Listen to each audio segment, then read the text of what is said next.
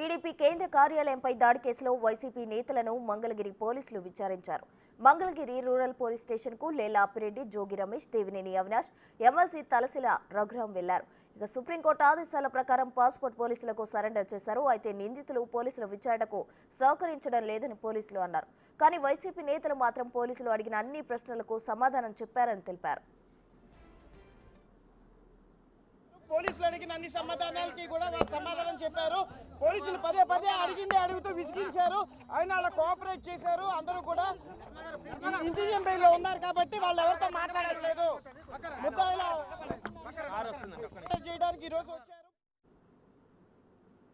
TDP కార్యాలయంపై దాడి కేసులో YCP నేతలు పూర్తి స్థాయిలో విచారణకు సహకరించలేదని చెప్పారు గుంటూరు నార్త్ డీఎస్పీ మురళీకృష్ణ. కొన్ని ప్రశ్నలకు పొంతన లేని సమాధానాలు చెప్పారన్నారు. కొన్ని ప్రశ్నలకు వారు చెప్పిన సమాధానాలు వెరిఫై చేసిన తర్వాత మరోసారి విచారణకు పిలవాలా వద్దా అని నిర్ణయిస్తామంటున్న గుంటూరు నార్త్ డీఎస్పీతో మా ప్రతినిధి సాయి ఫేస్ టు ఫేస్.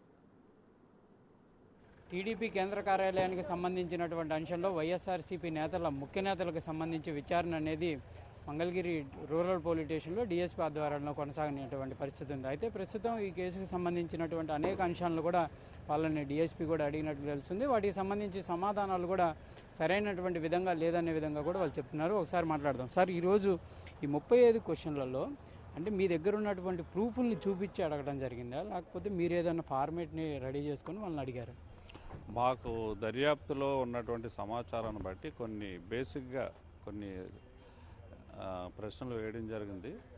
ఆ ప్రశ్నల్లో వాళ్ళు చెప్పిన సమాధానాలను మళ్ళా ఒకసారి మేము క్రాస్ చెక్ చేసుకుంటాం. అంటే గతంలో నందిగాం సురేష్ అరెస్ట్ జరిగినప్పుడు ఆయన ఉన్న వివరాలు అని చెప్పి వాటిని కూడా వీళ్ళతో కొలాబరేషన్ చేసి అడిగారా? ఆ కేసులో ఇప్పుడు వరకు వచ్చినటువంటి దర్యాప్తులో తేలినటువంటి అంశాలను బట్టి కొన్ని ప్రశ్నలు వేస్తాం. ఆ ప్రశ్నలకు వాళ్ళు కొన్ని సమాధానాలు చెప్పారు. అవి కొన్ని పొంతన లేని సమాధానాలు, కొన్ని తెలీదు, అట్లాంటివి. కాబట్టి వాటిని మళ్ళీ ఒకసారి పరిశీలన చేసుకుని అవసరమైతే మళ్ళీ పిలిపిస్తాం. అంటే మళ్ళీ 2-3 సార్లు వచ్చే అవకాశం పిలుస్తామన్నారంట. ఎందుకు అంటే ఇంకా వివరాలు ఇంకా రావాల్సిన అవకాశం? చెప్పిన సమాచారం ఎంతవరకు వాస్తవం అనేది వెరిఫై చేయాలి కదా. అది అంటే ఎవరికి వాళ్ళకి విచారణ జరిగిందా సార్? ఒకరిని అందరినీ కలిపి ఒకేసారి జరిగింది, విడివిడిగా.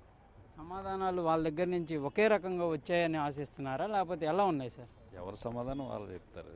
అంటే ముందుగా ప్లాన్డ్గా లాయర్ ఆధ్వర్యంలో జరిగింది కాబట్టి వాళ్ళు ఏమైనా ప్రిపేర్డ్గా చెప్పినట్లు అనిపించిందా, లేకపోతే ఎట్లా అనిపించింది? అలాగే అనిపించింది. ఇప్పుడు ఈ కేసుకు సంబంధించి మందిని ఇప్పటి వరకు అంటే వీళ్ళ ముందస్తు బెయిల్ వచ్చేసారు, అరెస్ట్ ఎంతమందిని జరిగింది, ఇంకెంతమంది ఉన్నారు ముఖ్య నాయకులతో కలిపి? కరకట్ట దగ్గర అంటే ప్రస్తుత గౌరవ ముఖ్యమంత్రి వర్యులు ఇంటి దగ్గర జరిగిన కేసుకు సంబంధించి 8 మంది ముద్దాయిలను అరెస్ట్ చేయడం జరిగింది. ఇప్పుడు కేంద్ర కార్యాలయానికి సంబంధించి మొత్తం 117 మంది ముద్దాయిలు. 117 మంది ముద్దాయిలకు సంబంధించి ఇప్పటి వరకు 24 మందిని అరెస్ట్ చేయడం జరిగింది. దాంట్లో ఎక్కువ మంది ఇప్పుడు ఇంకా రిమైనింగ్ పర్సన్స్ అంతా కోర్టు ప్రొటెక్షన్, ఇంటీరియం ప్రొటెక్షన్లో ఉన్నారు. దగ్గర ఇంకా 89 మెంబర్స్ని మనం అరెస్ట్ చేయాల్సి ఉంది. దీంట్లో రిపీట్ అయినవి కొన్ని ఉన్నాయి. అంటే 88 ఎందుకు ఇంకా అరెస్ట్కి రాలేదంటే వాళ్ళు అందుబాటులో లేకపోవటం కాదు, వాళ్ళందరూ కూడా ఏంటంటే అటు మొన్నటిదాకా హైకోర్టులో కొంతమంది ప్రొటెక్షన్, కొంతమంది లోయర్ కోర్టులో పీడీజే కోర్టులో ప్రొటెక్షన్ ఉండటం వల్ల మనం అరెస్ట్ చేయడానికి లేదు. ఎందుకంటే మనం అరెస్ట్ చేస్తే మళ్ళీ కంటెంప్ట్ అవుతుంది కాబట్టి మనం దానివల్ల ఇది అదే లేని వాళ్ళు ఇంకెంతమంది ఉన్నారో వాళ్ళని ఈ 2-3 రోజుల్లో కానీ లేకపోతే కొంతమంది ఉన్నారు. వాళ్ళందరూ ఏంటంటే అబ్స్కాండింగ్లో ఉన్నారు, తక్కువ లిమిటెడ్ మెంబర్స్. కొంతమంది ఏంటంటే వేరే అబ్రాడ్స్ అటు ఇటు పోయిన వాళ్ళు కొంతమంది ఉన్నారు. దాంట్లో కొంతమంది ముద్దాయిలు ఆ రోజు అఫెన్స్లో పార్టిసిపేట్ చేసిన వాళ్ళు కొంతమంది, ఒకళ్ళు 2 వ్యక్తులు కూడా చనిపోయి ఉన్నారు. దానివల్ల తప్పితే ఇంకేం లేదు. ఆల్రెడీ అవైలబుల్గా ఉన్న వాళ్ళని మాత్రం మనం అరెస్ట్ ఎఫెక్ట్ చేస్తూ ఉన్నాం. సార్, మీకు ఇప్పుడు ప్రధానంగా ఈ కేసుకు సంబంధించి వివరాల సేకరణ కోసం ఇప్పుడు ఎవరైతే వచ్చిన వాళ్ళ ఇళ్ళ దగ్గరికి వెళ్తే వాళ్ళు అందుబాటులో ఉన్నారు, వీళ్ళు ఏమని చెప్తున్నారంటే కంపల్సరీగా మేము అందుబాటులో ఉన్నామని చెప్తున్నామన్నారు. ఎట్లాంటి పరిస్థితి? అదే అన్నీ వెరిఫై చేయాలి. మన టీమ్స్ వెళ్ళినప్పుడు వాళ్ళు లేరు, కానీ మేము ఇంటి దగ్గర ఉన్నామని అంటున్నారు. కొంతమంది అబ్స్కాండ్లో కూడా ఉండి ముందస్తు బెయిల్ వచ్చిన తర్వాత వెలుగులోకి వచ్చారు అనే విధంగా కూడా కొంత ఉంది. అది నిజమేనా? చెక్ చేయాలి, అవన్నీ క్రాస్ చెక్ చేసుకోవాలి. వివరాలు ఇచ్చారా సార్, ఎక్కడ ఉంటున్నాం ఏంటి అనేది? వాళ్ళు లేదు, అందుకనే క్రాస్ చెక్ చేసుకోవాలి వాళ్ళు ఎక్కడ ఉన్నారు. మేము ఉండే వాళ్ళు ఎప్పుడైతే పాత పర్మనెంట్ అడ్రస్లే మీకు ఇవ్వడం జరిగింది. అది ఫోన్ ఫోన్స్ మీరు అడిగారా సార్ వివరాల కోసం? మీరు వాళ్ళు ఏమన్నారు? ఫోన్లు వాళ్ళు ఇవ్వడానికి నిరాకరించారు, కానీ మరి దర్యాప్తు అధికారి అడిగినప్పుడు ఇవ్వాలి. అది కోర్టు ఉత్తర్వులు కూడా ఉన్నాయి, దర్యాప్తులో సహకరించమని. వాళ్ళు ఇచ్చినట్లయితే అది సహకరించినట్టు అవుతుంది, ఇవ్వకపోతే సహకరించినట్లు కాదు. వాళ్ళ ఈ సహకరణ ఈ వివరణ అంతా ఆధారంగా మళ్ళీ మీరు కోర్టుకి సబ్మిట్ చేస్తారా సార్ ఇవన్నీ? చేస్తాం కదా, ఇవన్నీ కోర్టుకి సబ్మిట్ చేస్తాం. నందిగం సురేష్ విచారణ కూడా కస్టడీకి వచ్చిన పరిస్థితుల్లో రేపు ఎలా ఉండబోతుంది సార్? దర్యాప్తు అధికారి ఆయన. ఓకే. అది రేపు కస్టడీకి తీసుకుంటారు. 2 days కస్టడీ ఉంది.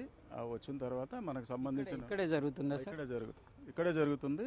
వచ్చిన తర్వాత దానికి సంబంధించి 2 daysలో 1 day వెళ్ళి రావటమా లేకపోతే కంటిన్యూగా ఇక్కడే ఉండే పరిస్థితులు ఉంటాయి? అంటే మొత్తం ఓవరాల్గా మనం తీసుకొచ్చే నుంచి తీసుకెళ్లేంత వరకు కూడా మొత్తం కలిపి ఓవరాల్గా 2 days. ఆయనకు కూడా ఈ 35 క్వశ్చన్లే ఉంటాయా సార్?